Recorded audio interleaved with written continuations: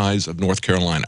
Imagine if there were 3,000 cases of Ebola in North Carolina and you'd already had 2,000 deaths.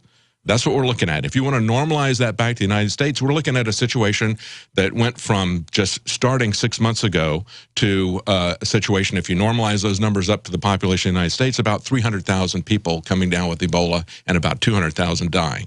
Now, that's what this doctor just said, that although we have a wonderful medical system here, they don't have the resources to handle that kind of massive pandemic, and that's the issue. We could easily be overwhelmed with that, just as people in West Africa have been overwhelmed with that, their infrastructure, everything in that country. The doctor at Emory University talked to Scientific American, and he told them they had 21 nurses, 5 doctors, and hundreds of staff persons working with those 2 people that they brought back, the first 2, Kent Brandley, Dr. Kent Brandley, and the assistant. And now, how many times can they do that? They did that, and they were able, they had that many people because they had to sterilize everything. They got in industrial autoclaves to burn and sterilize everything they came in contact with. So they had a massive amount of staff for just those 2 people. What happens to our medical capacity when that number expands exponentially? Already today, we saw just yesterday, they were saying they're isolating 12 to 18 people. Then we see this morning it was 80. Now Reuters is reporting 100 people have come in contact. Now, they're not isolating these people yet. They've only isolated 4 people. So they're still allowing these other people, I don't know what they're doing to monitor them. I mean, considering the press conference yesterday, I think that did a lot to scare a lot of people. The fact that they would make that kind of mistake and the fact that they would not even address it up front is what I find absolutely amazing. Right, they were trying to cover their tracks. And I mean, 100 people exposed, those are the people they know about. I mean, how long was it? 4 days he was walking around Dallas. There could be hundreds more that were exposed that they don't know about, and there's no way to track them down. Well, they're only concerned about 2 things, continuity of government and continuity of their career. Okay, so they're not going to admit that anything is wrong. When I started in engineering, I was working with quality control. If we had something that went wrong, the first thing we had to do to a customer was to explain to them what the procedures were that we screwed up and how those were going to be changed so that wouldn't happen again. We didn't hear that from Rick Perry. We didn't hear that from the Texas officials or the CDC. We just heard, don't worry, we're experts. We've been working on this for years. We know what we're doing, and we've got a great system here in America. I mean, America, go. I mean, I watched that yesterday, and it didn't seem very convincing. They seem to be in quite of a fluster trying to answer those questions that were being thrown at them. But another point is, you know, you mentioned when Bradley was brought in with the other doctors, the sophisticated procedures that were necessary to ensure his proper isolation. We don't know if that's the case in the Texas hospital. Also, planes. You cannot sterilize planes. You know, they're massive flying computers. There were experts on CNN today saying that it's just not possible to sterilize planes. So Ebola victims could have been on planes, they could be reused for subsequent journeys, and other people could become infected. So all kinds of possibilities here. Then we have a seeming cover-up to some extent, or just trying to dampen hysteria on this potential for the airborne transmission of Ebola. Again, a story out of Infowars.com yesterday, Canadian Health Agency deletes info on airborne spread of Ebola. And they had it in their original mode of transmission directives on their official website, the Public Health Agency of Canada. Quote, airborne spread of Ebola among humans is strongly suspected. Later, that was amended to read airborne transmission has not been demonstrated between non-human primates.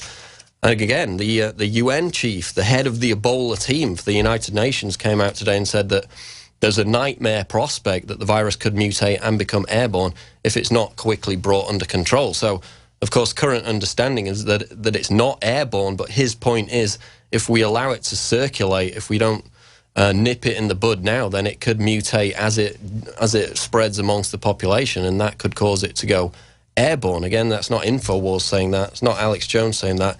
It's the head of the UN Ebola team saying that, David Knight. Yeah, it's pretty amazing. And I got to say, when I read the account last night of the patient who came here and what he was doing before he came here, it was pretty clear that it's not being communicated to the people of Liberia what they need to do to protect themselves from the spread of the disease. And the problem is it's not being communicated to people of America either. We'll be back on the Alex Jones Show with David Knight taking some of your calls Stay tuned. Breaking news, Infowars.com. We'll be right back. Don't go away. Silver has always been nature's very own antibiotic, and only one system allows you to generate an endless supply of natural silver solutions. SilverLungs.com. You'll find no wild claims or pseudoscience, just a lifetime of nano-sized pure silver solutions. The Silver Lungs generator allows you to make your own, so stop paying for silver solutions. The unique lung delivery system targets respiratory infections where other silver solutions simply cannot reach. See the Silver Lungs generator and lung delivery system at SilverLungs.com. That's SilverLungs.com.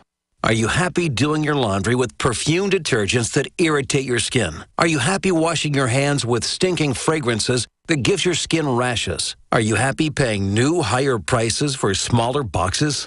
Find your happiness today with our 1 to 4 year supply of pure soaps, or our 1 to 2 month sampler with bar soap, shampoo, laundry, and dish soap at 5starsoap.com.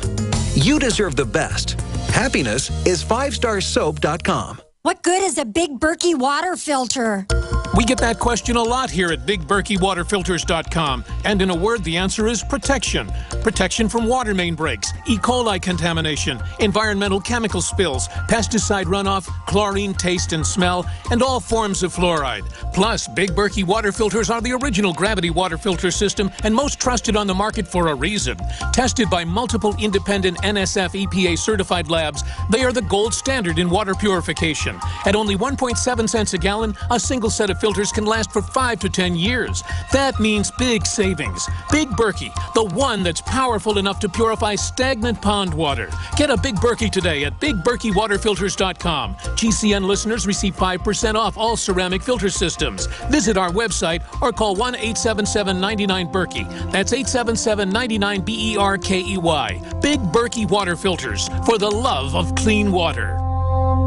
Hi folks, Alex Jones here with some important information. I want to tell you about Matt Redhawk and his team of patriots over at My Patriot Supply. Several years ago, Matt was sitting in his 2-bedroom apartment, frustrated with the direction this country was headed and the charlatans willing to sell us out for a quick buck. Deciding to take action, a company run by patriots for patriots was born. My Patriot Supply has never taken a loan or accepted outside funding. They now operate 2 distribution facilities and employ over 50 hardworking American men and women. It is rare to find companies who practice what they preach. And that's why I stock my pantry with high-quality storable foods from My Patriot Supply. Go to mypatriotsupply.com/Alex today for special offers on emergency food storage, or call their preparedness specialist at 866-229-0927. That's 866-229-0927. Do business with someone who shares your values. mypatriotsupply.com/Alex. Are you ready to surrender your right to buy body armor? No joke. Congress is now trying to outlaw civilian body armor. And if House Bill H.R. 5344 becomes law, you can kiss your right to protect yourself against rifle bullets goodbye. Don't put off your body armor purchase any longer. Go now to InfidelBodyArmor.com. Thousands of military veterans trust their lives to Infidel Body Armor. You should too. Spelled INFIDEL.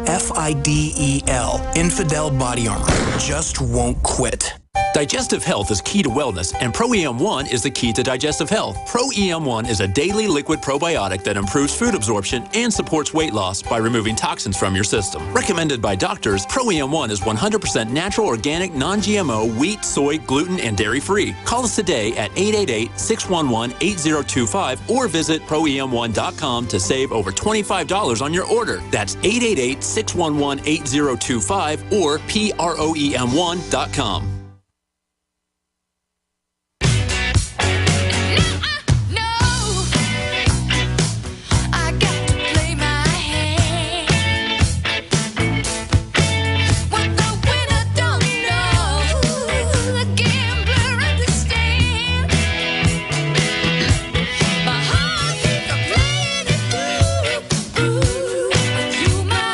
It's the Alex Jones Show live with me, Paul Joseph Watson, and David Knight in studio. Coming up in the next hour, we're going to talk to Lionel, who has been a regular guest and contributor to Infowars.com. He's going to talk about some of the cultural issues that surround these subjects. Going to talk about ISIS, Syria, and another and a number of different other topics. Now we're talking about Hong Kong, because, of course, we had these huge protests erupt over the past few days. I put out an article on Infowars.com. Hong Kong politician fears mini Tiananmen in response to unrest. And this was a politician who was actually against the protesters. She blamed the political party that she was in opposition to for stirring up these protesters. So this invocation of a potential new Tiananmen Square in terms of a Beijing military crackdown on these demonstrators could be seen as more of a threat than anything. But she basically said that they should respect authority. They shouldn't be carrying out these protests against the Chinese government, because this started back in August, I believe it was, where China put out this advisory where they said that they now see Hong Kong as basically their own fiefdom after the special administrative region was handed to them by the British back in 1997, under the understanding that Hong Kong would retain its political freedoms, its electoral freedoms, until at least 2047. So now China comes in and says, we have the right to choose your political candidates before you can vote on them. Understandably, that has caused a massive revolt in Hong Kong. Now we've got huge protests, tear gas, some police brutality attempting to disperse those demonstrators. And David Knight, more on this in terms of the identity of the protest movement involved in this. Yeah, Paul, so much for the promises of communists, okay? They said they were going to give them 50 years, and already they're cracking down here. But it's starting to reach ahead again. They have Hong Kong protesters. They tried to get them to stand down. Even some of the leaders were telling them to stand down, and yet the people stepped up their demonstrations. They occupied offices. Now we have reports out of The Guardian today that police have been seen carrying rubber bullets and other kit into compound housing offices of the chief executive that they are occupying. They said pictures that are widely shared on social media are showing police carrying long boxes, a barrel that is labeled round 38mm rubber baton, multi another with a 1.5-inch CS on it, possibly a reference to CS gas. So it looks like they're going to start getting rough. You know, you carried that article on Monday about the official talking about they didn't want to see Tiananmen Square coming. And I had just seen a picture before I saw your article of a small woman, very small woman in a red dress, barefoot, right in the face of half a dozen guys just armed to the teeth and in full riot gear that were towering over her, about a foot taller than she was. I looked at that and I said, that is the Hong Kong version of Tiananmen Square. That is the resolution of these people. But there's something else behind this. There's the Wall Street Journal article that came out today that essentially looked at the Christian influence of this. It said the Hong Kong democracy protests carry a Christian mission for some. Now, Christians understand where this is going. This is not simply a political issue. It impinges on every freedom. And of course, we all know how severely the Chinese government has persecuted Christians. When I was in mainland China and we took a train from mainland China to Hong Kong, we could tell that we were out of mainland China and approaching Hong Kong because we started seeing crosses. You don't see that in mainland China. So they know where this is headed, and just like the Black Regiment that was part of the American Revolution here, and that was the clergy who got up in front of the independence movement, in front of the religious movement. It's one of the reasons why free speech and freedom of religion is our very first amendment, recognizing our God-given freedoms. They understood that. That's why the American clergy was up front. And the same thing is essentially happening in Hong Kong. Unfortunately, here in America, most of the people in the churches will take the position of that lady saying, obey your government. Just sit down and shut up, obey your government. They don't see where this is headed, even into Christian persecution. And so what they're saying is that Hong Kong churches are playing a very quiet but important role in the city's protests, offering food and shelter to demonstrators, with some organizers and supporters citing Christian values as the inspiration for their fight.